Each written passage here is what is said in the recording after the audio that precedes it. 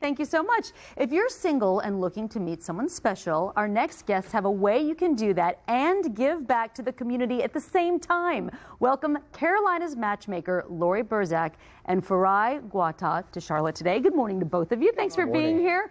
Okay, the two of you have teamed up to bring us this thing called Philanthrodating here in Charlotte. What is that? What is Philanthrodating? Philanthrodating is a wonderful idea. It is basically matching, which you know I do best as a matchmaker, yes. Philanthropy events and singles events. And so the idea is that like-minded singles will connect at these events. And with the surge of volunteerism and community activism and fundraising in Charlotte, we've just found that this is just a really catchy idea. And Farai approached me about doing a fundraiser with him for cystic fibrosis. Right. And the response was absolutely overwhelming. Talk about that. Talk about the response to that particular event. So I was honored by the Charlotte Cystic Fibrosis Foundation as a standout honoree, one of 20 young professionals who are making an impact in the community. And as part of that, I was tasked with raising $3,000 or more for the foundation. And cystic fibrosis is a genetic disease that affects a buildup of mucus in the lungs. And so I thought this was a prime opportunity to host a singles mixer in order to raise money for the foundation. As Lori mentioned, it was very successful. We raised $3,200 in one night at Ruth Chris Uptown last Wednesday. So thank you, Ruth Chris, for hosting us, and it was a phenomenal success. Yeah, we had close to 200 people there. Were you surprised with that number, with the turnout? Yes. I thought it'd be like 100, but it blew all expectations. Okay, why do you think this is so successful, this Philanthrodating? Well, I was somewhat surprised, yes and no. Because the thing is that Charlotte has a really bad reputation for ways to meet each other.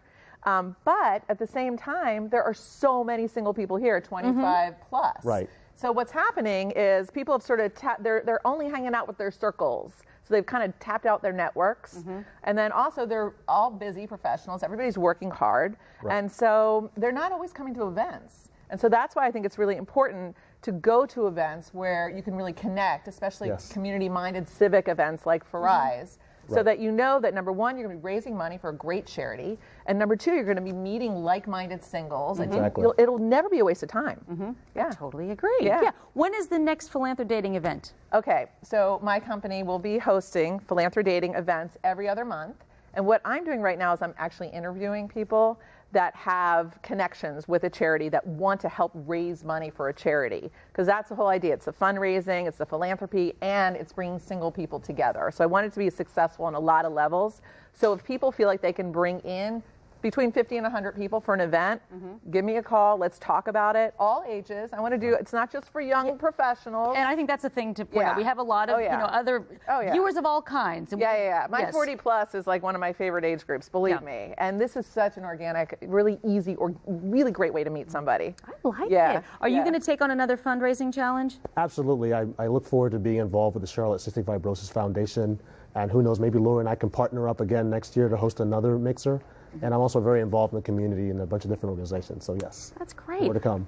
Lori, you say that Philanthrodating can even be like a one-on-one date. It doesn't have to be one of these events that are set up for singles. What do you mean by that? Well, if you're really focusing on a cause, it kind of takes you outside of yourself, and you're doing something outside of you, doing something for an organization, and you can really connect with another single person through that. And you know me, I'm always trying to match people, and my goal is dating, marriage, and babies. So for me, it's happily ever after. She's very, very good at this, too, by the way. You've got a great track record. You're very good at that. Yes, everyone needs to be in my database at the very least. Who's watching this that's single right now.